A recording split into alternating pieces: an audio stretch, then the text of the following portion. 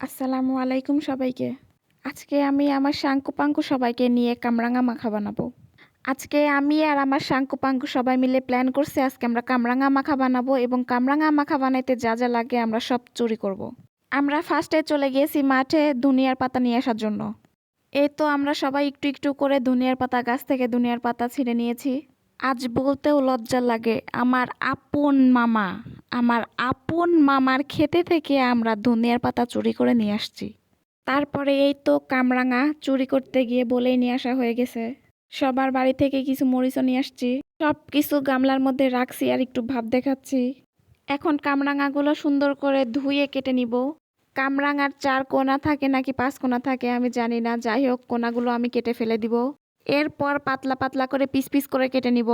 আপনারা যারা আমার ইউটিউব চ্যানেলটাকে সাবস্ক্রাইব করেন নাই তারা অবশ্যই সাবস্ক্রাইব করবেন এবং বেশি বেশি লাইক কমেন্ট করবেন, শেয়ার করবেন। আমার কামরাঙাগুলো কেটে নেওয়া শেষ। কেটে রাখা কামরাঙাগুলো দেখতে খুব বেশি সুন্দর লাগছিল। মরিচ কিছু কম হয়ে যাওয়ার কারণে আমার এক সাঙ্কুপাঙ্কুর গাছ থেকে কিছু মরিচ তুলে নিয়ে আসলাম আবার। এই তো এখন পাটা নোড়া নিয়ে বসে গেছি।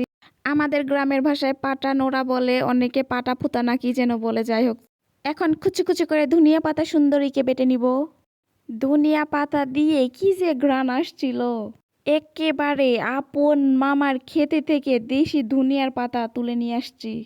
যেই হাত দিয়ে ধনিয়ার পাতা নাড়তেছি সেই হাত দিয়ে ধনিয়ার পাতার ঘ্রাণ আসতেছে। এই তো সুন্দরীকে প্রায় আমার বাটা শেষ।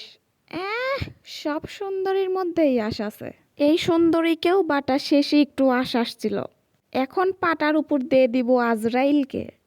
যার মধ্যে এই আজরাইল আছে, যার ব্যবহারে এই আজরাইল আছে, তার আশেপাশের মানুষগুলা তো একেবারে শেষ।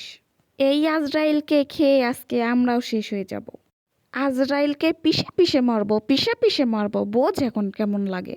কতগুলো আজরাইল দিছি দেখছেন? আজরাইল একটু বেশি করে না দিলে খাইতে মজা লাগবে না। আজরাইল ছাড়া ফেরেস্তার দাম নাই।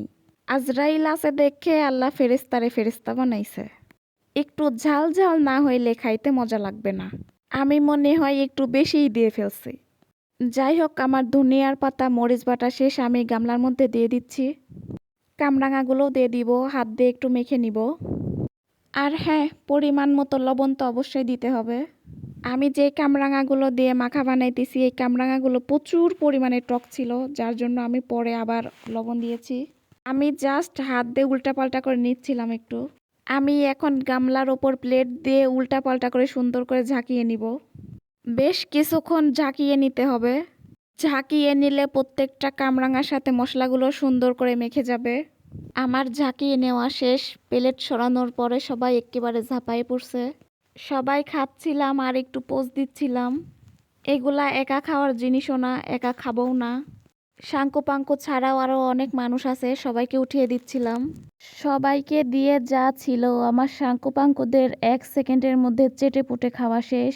শেষে একটু ধনিয়ার পাতার রস বেঁচে ছিল, এটাও তো সবাই খেয়ে নিবে, আমি খাইতে দেই নাই। ধনিয়ার পাতা দিয়ে ভাত মেখে খাইতে আমার অসম্ভব পরিমাণে ভালো লাগে। আমি ভাত নিয়ে এসে গামলার মধ্যে ঢেলে দিয়েছি। ভাতও একটু একটু করে সবাই মিলে খেয়েছি। এটা মোটেও কোনো দামি খাবার না, কিন্তু এটা অনেক মূল্যবান একটা খাবার। এই ধরনের খাবারগুলা আমাদের খুবই মজার একটা সময় উপহার দেয়। এই খাবারগুলো রেডি করার সময় যেই মজাটা পাওয়া যায় এটা শুধু গ্রামের ছেলে মেয়েরাই বুঝবে। তারপর যেই আজরাইলের কথা বলছিলাম, এই আজরাইলকে নিয়ে কি আর বলবো। এই আজরাইলকে খেয়ে আমাদের সবার মাথার চাঁদি পর্যন্ত জ্বলে যাচ্ছিল।